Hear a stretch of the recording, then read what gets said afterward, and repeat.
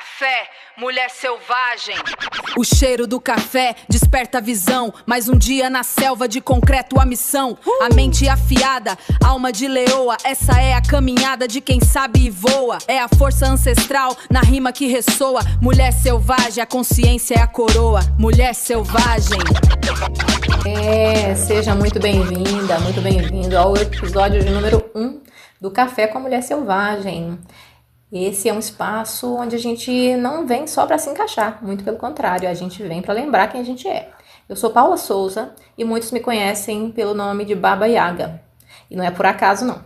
Baba Yaga é uma figura da mitologia eslava, uma bruxa ogra, temida e respeitada, mas principalmente uma iniciadora. Ela não aparece só para agradar, ela aparece para transformar, ela testa, confronta e revela. E só atravessa quem está pronto para deixar de ser quem era.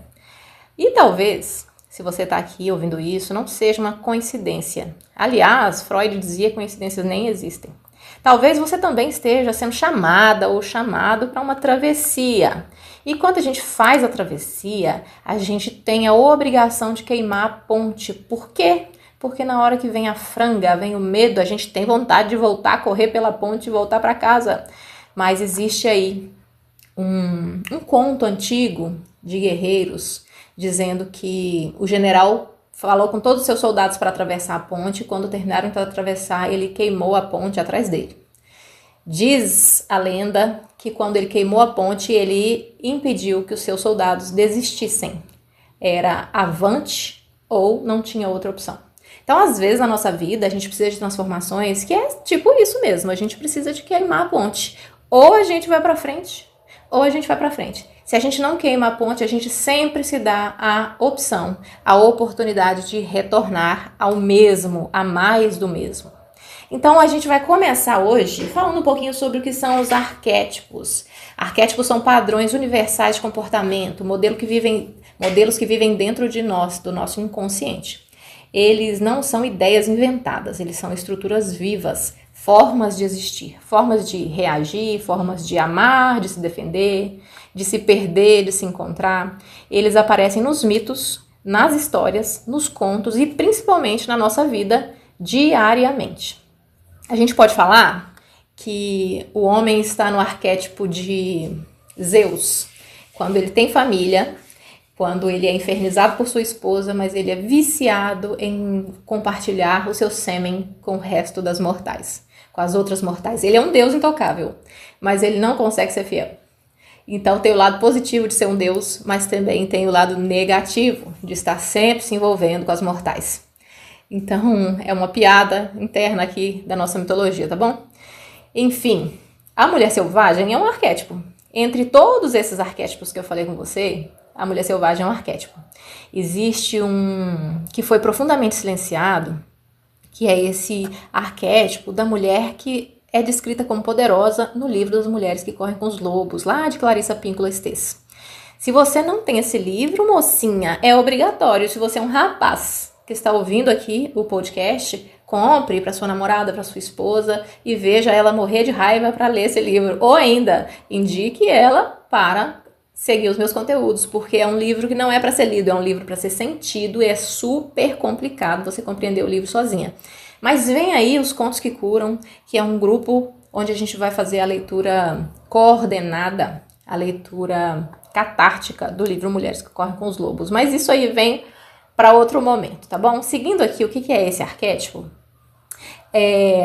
A mulher selvagem não é sobre ser descontrolada ou do ponto de vista da selvageria que a gente acha que é uma coisa ruim, ou aquela mulher que não faz o cabelo, que não se depila ou que anda com roupas assim ou assado, não tem nada a ver com isso. Então, o arquétipo da mulher selvagem tem a ver com a mulher ser inteira. Inteira, no ponto de vista de Jung, é quando a gente completa o processo de individuação. Tornar-se indivíduo é tornar-se indivisível. É quando tudo aquilo que pode sair de nós, sai de nós e fica só aquilo que não está descamando. Imagina uma cebola, várias camadas. Mas você vai tirando as camadas até que fique somente o cerne, aquilo que é indivisível. Então, quando a gente está falando do arquétipo da mulher selvagem, nós estamos falando dessa inteireza. Ela é a mulher que sente profundamente, confia na própria intuição, não negocia a própria alma e não vive para caber, vive para ser. Ai, mas aqui você vai falar de mulher selvagem? Existe o homem selvagem? Claro que existe. A gente chama ele nos contos de Manauí, o homem que sabe. Depois vou trazer para vocês a análise do homem selvagem, é lógico, mas hoje no episódio número 1 eu venho apresentar para você o arquétipo da mulher selvagem. Então, ao longo da história, essa mulher foi domesticada. Então a gente está tirando essa mulher do seu habitat natural, que é essa inteireza, essa intuição, essa alma, e a gente está trazendo essa mulher para uma revolução industrial, a gente está trazendo para uma revolução política, a gente está trazendo essa mulher para um sistema patriarcal, a gente está trazendo essa mulher para o controle dos corpos, a gente está jogando essa mulher em um lugar onde ela não tem direitos, e esse processo de domesticação silencia e condiciona essa mulher a agradar para caber, porque no processo de sobrevivência a gente tem 4 opções: ou a gente enfrenta, se a gente sente que a gente tem como ganhar, ou a gente foge, se a gente sente que tem como correr, ou a gente finge de morto, se a gente acha que vai sobreviver fingindo de morto, ou a gente bajula, porque se a gente bajular, quem sabe ele não nos mate, né? Imagina que você está correndo aí numa floresta e tem um urso enorme correndo atrás de você e você não tem força para correr dele. Ou você vai fingir de morta, ou você vai enfrentar, ou você vai bajular o urso, tentar oferecer alguma coisa para comer, tá entendendo? Então a gente tem no processo de sobrevivência essas 4 facetas, e a mulher ao longo do tempo, né, não preciso citar números aí do ano de 2026 sobre feminicídio e como é difícil para a mulher sobreviver no mundo de hoje, imagina antigamente. Então, no processo de sobrevivência, a mulher foi sendo domesticada, e a mulher selvagem soterrada cada vez mais lá para o fundo da psique. E é por isso que muitas mulheres hoje vivem em situações de extremo vazio. Mesmo tendo tudo, um bom casamento, tendo uma profissão, tendo filhos, mesmo tendo tudo, ainda assim sente que não está feliz. É como a música do nosso querido Raul Seixas, né? Eu devia estar feliz. Como é que é a letra toda? Vocês sabem melhor do que eu. Enfim, só sei que ele fica com a boca escancarada, não sei o que lá, esperando a morte chegar. O que que é? Ele tem tudo que deveria ter para ser satisfeito, mas ele não tem. Enfim, Raul Seixas nem estava no roteiro, mas ele é tão atual. Mas ok. Enfim, gente. E aí, essa jornada da mulher selvagem, retornar, né, acordar e levantar de dentro da nossa psique, sair desse lugar soterrada e acordar dentro de nós, ela precisa de um processo de iniciação. Então a gente vai falar um pouquinho aqui sobre o que é essa tal jornada. Então eu vou contar para vocês uma historinha aqui. O senhor Joseph Campbell, um senhorzinho aí, um professor Joseph Campbell, ele inventou, a palavra não é inventar, tá bom? Mas aqui é o meu podcast, eu falo o que eu quiser. Então ele trouxe pra gente o conceito de jornada do herói. Todo mundo já ouviu falar do caralho da jornada do herói, sim ou não? Então, na jornada do herói, o herói ele passa por um processo, né, de autodescoberta. Então, quando esse herói vai buscar o seu caminho, tô abrindo aqui a jornada para ler para você qual é o passo a passo que esse herói faz. Olha só. Quando esse herói vai fazer esse caminho, ele busca sempre, ó, jornada do herói. E jornada da heroína. Vamos às etapas. Olha só. Na jornada do herói, ele parte do mundo comum, vive a chamada para a aventura, depois ele recusa o chamado da aventura, encontra o mentor, vive uma travessia do primeiro limiar, depois ele testa os aliados e os inimigos, vive a aproximação da caverna oculta, a provação suprema, depois ele recebe a recompensa, depois ele tem o caminho de volta, vive uma ressurreição, depois o retorno com a transformação ao mundo comum. Isso é a jornada do herói dita lá na mitologia cristã. Então a gente tem o Jesus no mundo comum, A gente tem a chamada para a aventura lá, quando ele é jovem, ele é chamado a ser o filho de Deus, né? Porque ele tá se descobrindo ainda e tudo mais. Aí tem aquela coisa do recusa do chamado, tá aprendendo, transformou água em vinho lá quando era adolescente e tudo mais. Aí depois ele encontra um mentor. Esse encontro com o mentor aqui pode ser um mentor, uma pessoa, ou pode ser uma situação, enfim. Só sei que ele passa por essa coisa de encontrar os filósofos da época, ficar na praça pregando, aquela coisa toda. Depois ele passa pela travessia do primeiro limiar, que é entender, lá já está mais adulto, é entender o que ele veio fazer, ele tem uma missão. Depois ele tem o teste dos aliados dos inimigos, não tem? Que ele é vendido por Judas, aí tem os discípulos que seguem ele, que estão sempre com ele. Depois ele vive a aproximação da caverna oculta, que é quando ele está lá dentro do processo mesmo de captura, de apanhar muito e tudo mais. A aprovação suprema, que é a crucificação. Depois a recompensa, que é a morte pela ressurreição, né? E essa morte pela ressurreição é quando ele chama o primeiro vida louca da terra para entrar no céu. Quem entrou no céu com Jesus Cristo primeiro não foi nem a mãe dele, foi Dimas, um ladrão. Eu adoro essa história. Com todo respeito aos cristãos, tá, gente? A gente tá olhando aqui do ponto de vista mitológico.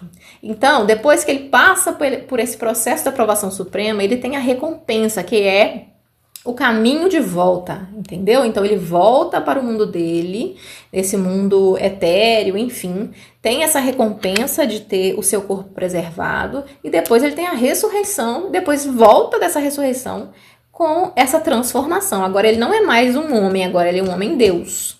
Isso também acontece lá na mitologia grega com Hércules, quando Hércules é chamado a viver os 12 trabalhos.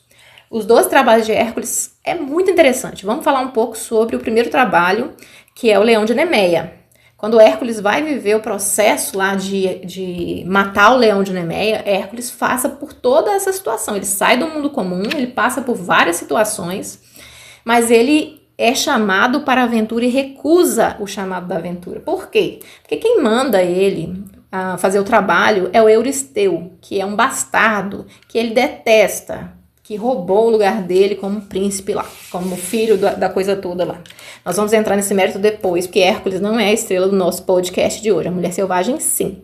Mas Hércules passa por esse rolê aí de recusar o chamado, depois ele encontra um mentor que é o seu processo interno de aceitação. Depois desse rolê da travessia do limiar, tal, teste de aliados e inimigos, mas ele se aproxima da caverna oculta. Por quê? Ele entra na caverna escura para achar o leão. E nessa caverna escura, significa que quando você vai procurar o seu pior inimigo, quando você vai se encontrar com você mesmo, quando você tá nessa coisa de essa busca interna, muitas vezes você não tem luz, você não tá enxergando exatamente para onde você tá indo. Então, lá no livro Mulheres que Correm com os Lobos, na mitologia, nas histórias arquetípicas, a gente tem a floresta subterrânea, a caverna oculta, a gente tem esse lugar escuro. Quando a gente dorme e sonha que a gente tá num lugar escuro, que a gente está num lugar cheio de mato, um lugar desconhecido, a gente está vivendo psiquicamente esse momento de entrada no inconsciente, entrada num lugar desconhecido. E aí o Hércules também passa pela aprovação suprema, que é a luta com o leão de Nemeia, e ele entende que não é através da força que ele vai vencer o leão, porque o leão é maior que ele.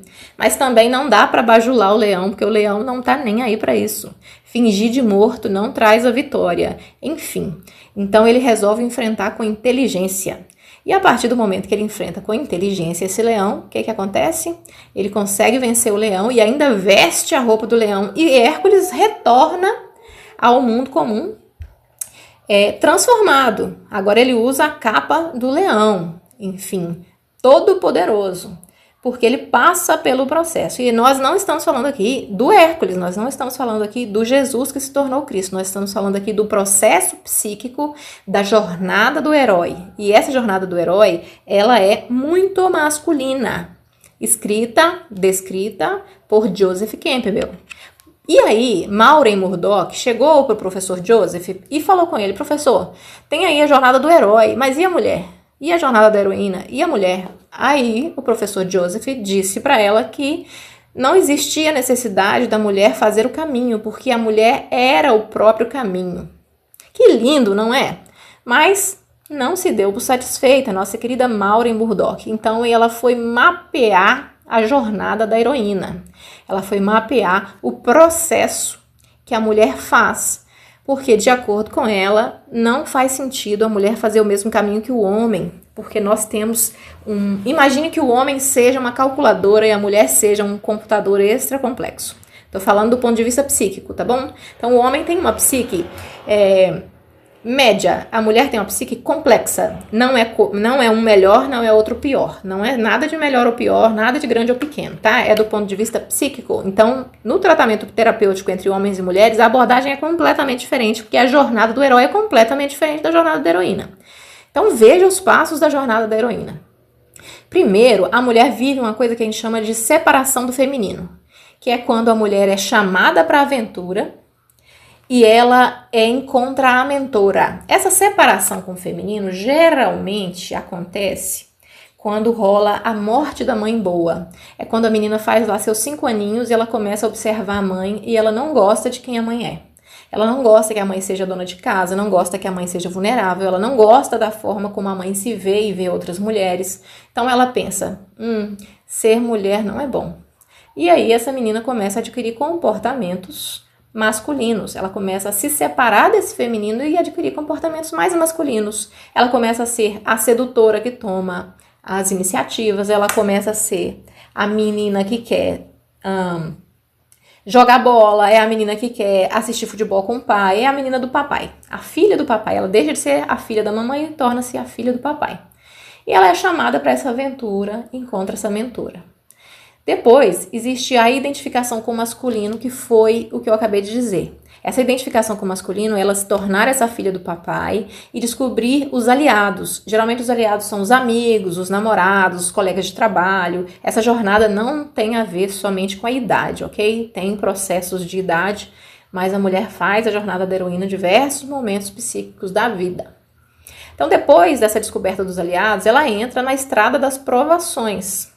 E ela vai fazer a experimentação do sucesso. Isso aconteceu comigo, isso acontece com muitas mulheres antes de viver a transformação e o despertar da morte. Antes de viver esse despertar da morte, a gente experimenta esse sucesso, sabe? Que é quando a gente trabalha quase ou até o burnout, é quando a gente disputa com os homens os horários de trabalho, é quando a gente trabalha menstruada, tonta, dopada de remédio para dar conta de bater as metas. É quando a gente está incentivada a vencer aquele colega de trabalho que consegue bater 8 horas por dia porque ele está virado em, vamos colocar entre aspas, leite em pó, muito energético, e essa mulher, coitadinha, está lutando porque toma antidepressivo, anticoncepcional, não tem testosterona, não tem energia, mas está lá, de salto alto, medicada, fazendo acontecer, batendo meta, estudando 2, 3 vezes mais, virando madrugada. Por quê? Porque ela acha que tem que concorrer com um homem para ser tão boa quanto ele ou mais. Então essa experimentação do sucesso vai acontecer. Essa mulher vai escalar essa montanha do sucesso, vai chegar ao topo. Mas quando ela chega ao topo, ela desperta para um vazio profundo. Aí começa o próximo passo da jornada, que é a transformação e o despertar para a morte. Aí, quando ela começa a perceber esse vazio, ela começa a olhar lá do topo da montanha que ela escalou e ver que não tem nada de legal lá para ela, aí começa a iniciação da descida à deusa ou a reconciliação. Tem umas mitologias maravilhosas que falam sobre esse tema e tem uma história da descida à deusa em que a mulher ela vai ao submundo. E lá no submundo a deusa come as tripas dela e deixa o corpo dela jogado para apodrecer. E é mais ou menos assim que a gente se sente. É um momento de crise profunda. Muitas mulheres são diagnosticadas com depressão nessa época, nessa fase da vida. Não necessariamente é uma depressão. Às vezes é uma fase depressiva por conta desse encontro com essa deusa nefasta no submundo da nossa psique. E essa deusa, ela é impiedosa. Quando a gente faz a descida à deusa, a gente realmente encontra todas as nossas frustrações, tudo que deu errado, tudo que foi ruim, todas as palavras que a gente fingiu que não estava ouvindo, a gente se fala nesse momento. Então é como se a gente tivesse encontrado a si mesma, só que numa versão sem massagem, sem sair de cima, sem tirar de dentro, essa deusa mostra pra gente de forma visceral tudo que a gente fingiu que não estava vendo todo esse tempo. Mas depois que a gente está lá morta e apodrecendo no submundo da deusa, o que a gente faz? A gente sente que pequenos construtores, pequenos seres, na mitologia fala, né, que pequenos seres são enviados para o submundo para salvar essa heroína. E esses pequenos seres, na verdade, são recursos da psique. Lembra dos 7 anões? Pequenos seres? Então, os recursos da psique vão negociar com essa deusa o corpo dessa heroína e a alma dessa heroína. Então, esses pequenos deuses, esses pequenos construtores, eles chegam para essa deusa e falam com ela: vou fazer por você o que você quiser. A única condição é você liberar a heroína com corpo e alma para cima. E assim eles fazem. Esses recursos psíquicos servem a essa deusa o que ela precisa para essa heroína poder retornar à sua conexão e reconexão com esse feminino, que é o passo seguinte, que é sair dessa caverna, moça. Finalmente sair dessa caverna, mas você já sai dessa caverna completamente transformada. Esquece, você não tá podre mais. E quando você faz essa reconexão com o seu feminino, você vai curando o conflito entre mãe e filha. Lembra que lá no início a gente rompe com a nossa mãe porque a gente acha ela uma fraca? Agora a gente começa a entender quais são os processos que a nossa mãe faz e a gente vai curando esse conflito com ela nesse passo. Depois a gente vai para o passo seguinte, porque lá quando a gente se identifica com o masculino e a gente vive essa descoberta e tudo mais, a gente tem um amor muito profundo pelo nosso pai, mas na hora que chega lá no centro da nossa jornada, na transformação e despertar da morte, a gente percebe que esse masculino, na verdade, é adoecido, esse jeito de fazer as coisas empurrando o mundo com o peito, fazendo de qualquer jeito, a gente começa a culpar o pai pelos nossos processos. Então agora, depois que a gente arruma esse conflito com a mãe e filha, a gente também vem arrumar esse conflito com pai e filha. Por quê? Porque a caverna da deusa nos fracionou e depois nos permitiu integrar novamente. Então a gente consegue enxergar por outra perspectiva esse relacionamento pai e filha também. Posterior a essa integração pai e filha, mãe e filha, a gente consegue agora integração entre masculino e feminino, que é o penúltimo passo. Penúltimo passo ou último passo, vai depender da interpretação. Então, quando a gente faz essa integração de masculino e feminino, a gente está falando de integração de ânimos e ânimas. A gente está falando de duas forças psíquicas que precisam atuar juntas, tanto nas mulheres quanto nos homens. Mas lá na Jornada do Herói, Joseph Campbell não menciona essa união. Eu tô falando que Jung fala de ânimos e ânima tanto na psique feminina quanto masculina, ok? Então aqui na Jornada da Heroína, o penúltimo ou último passo é o masculino e o feminino sendo integrado. Então esquece, mulher. Você fica escutando por aí, eu tenho que integrar o meu feminino, um feminino sagrado. Você não sabe o que isso significa. Porque você ainda odeia sua mãe, caralho. Não tem como resolver isso. Não sabe o que isso significa, porque você olha pro seu pai e acha que ele foi um agressor desgraçado. Não justifica o que ele fez. Você ou acha que ele é um fraco, não adianta. Ai, mas eu sou um homem, tô escutando essa merda até agora e só fala pra mulher. Não, falo pra você também, querido. Se você tiver conflitos internos, conscientes ou inconscientes, com seu pai, com sua mãe, sinto muito. O masculino e o feminino não serão integrados dentro de você. Então você vai ser um homem controlador, nunca será um líder. Você vai ser uma mulher sempre fragilizada, nunca será uma mulher selvagem. Então esses passos são necessários. Não dá para ter atalho. Os passos são necessários. E assim, é só fazer sem mimimi. Quando você estiver pronta, querendo você ou não, você vai ser jogada. Existe uma força que te empurra para essa iniciação. E aqui a gente faz sem doer muito. Sem doer muito. A gente faz gostosinho. Aqui a gente faz com muito cuidado para você passar pelo processo acompanhada. Ninguém precisa enlouquecer e ser relegada aos manicômios da vida como era antigamente, né? Qualquer mulher que incomodava ia para onde? Barbacena. Hoje não é assim.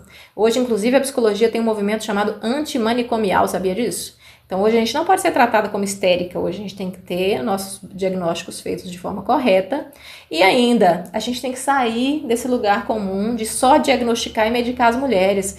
Temos que normalizar o desconforto, temos que entender que a jornada da heroína é este caralho aí, não é um caralho fácil E é um trem necessário, gente. Tem que passar pela transformação. As minhas lobas que estiverem aqui, que já tiverem passado por esse processo ou estão passando, que essa jornada a gente faz várias vezes na vida, pode aí comentar, compartilhar, vai, futica aí para todo mundo saber que você conhece esse rolê aí. E aqui eu citei 2 livros.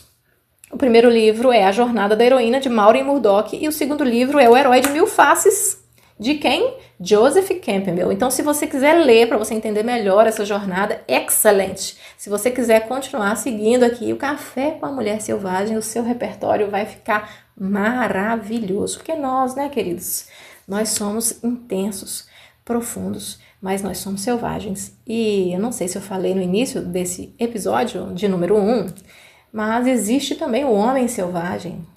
Ok? O nosso Manauí. Vamos despertar a mulher selvagem em nós e vamos atrair e despertar o Manauí, o nosso homem selvagem, atrair esse homem maravilhoso para nós. E vamos entender num próximo episódio que relacionamento entre homem e mulher nada tem a ver com romance, tem tudo a ver com química, física, elementos da natureza, neurociência, mas muito mais do que isso. Do mesmo jeito que a mãe regula seu filho pela ocitocina, o homem regula sua mulher e sua mulher regula seu homem. Então a gente tem esse processo químico regulatório dentro de cada um de nós. A gente é capaz de regular nossa sociedade, inclusive. Então já pensou? Que beleza! A forma como estamos interfere no outro de forma biológica e fisiológica. Incrível, né? Mas isso vai ficar para a próxima. Quero saber se você gostou do nosso episódio de hoje, se foi bom para você. Quero fazer assim um convite especial. Uma vez por semana, vem aqui curtir comigo, escutar o nosso Café com a Mulher Selvagem. Pega um cafezinho, pode ser de noite, não tem problema, tá bom? Pega um cafezinho e manda esse link para todas as mulheres selvagens e homens selvagens que você conhece. Ou ainda, manda para aquele babaca, red pill, filho da puta que precisa aprender alguma coisa, tá bom? Beijo e até o próximo episódio do Café